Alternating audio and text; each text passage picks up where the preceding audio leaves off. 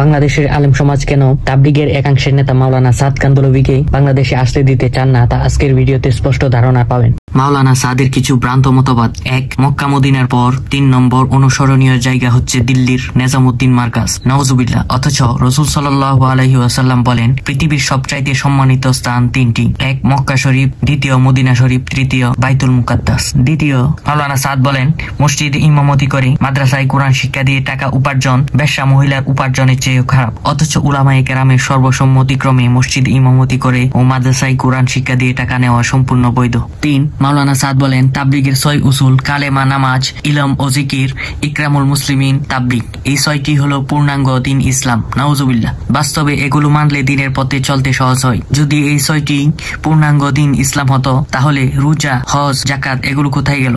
4. মাওলানা সাদ বলেন রাসূল সাল্লাল্লাহু আলাইহি ওয়াসাল্লাম জয়নব রাদিয়াল্লাহু তাআলা আনহাকে বিয়ে করে সেই অনুষ্ঠানে রুটি গুস্ত দিয়ে আপ্যায়ন করেন। কেন তিনি খেজুর দিয়ে আপ্যায়ন করেননি এটা আমার কাছে কষ্ট লেগেছে। নাউজুবিল্লাহ। 5.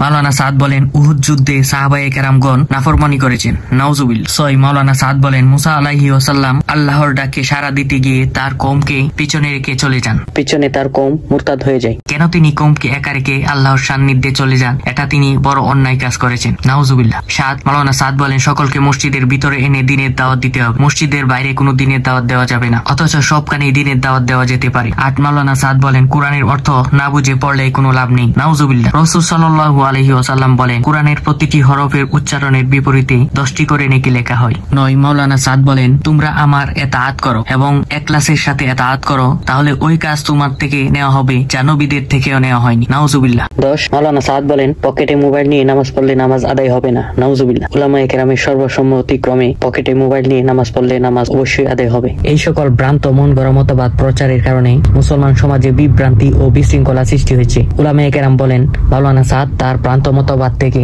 তওবা করে ফিরে আসলে তিনি বাংলাদেশের তাবলিগের ইজতেমায় অংশগ্রহণ করতে পারবেন। কিন্তু মাওলানা সাদ অনেক দাম্ভিক মানুষ, যে কারণে তিনি তার ভ্রান্ত মতবাদের জন্য তওবা করেন। এই অবস্থায় তাকে ইজতেমায় আসতে দিলে তার লাগামহীন ভ্রান্ত মতবাদে সমাজে ফিতনা সৃষ্টি হবে। তাই উলামায়ে কেরামগণ তাকে আসতে দিচ্ছেন না। বাতিল ফিরকা বিভিন্ন রূপে পৃথিবীতে আত্মপ্রকাশ করবে। সেসব বাতিল ফিরকার বিষ দাঁত ভেঙে দিতে উলামায়ে কেরামগণ সর্বদাই সোচ্চার।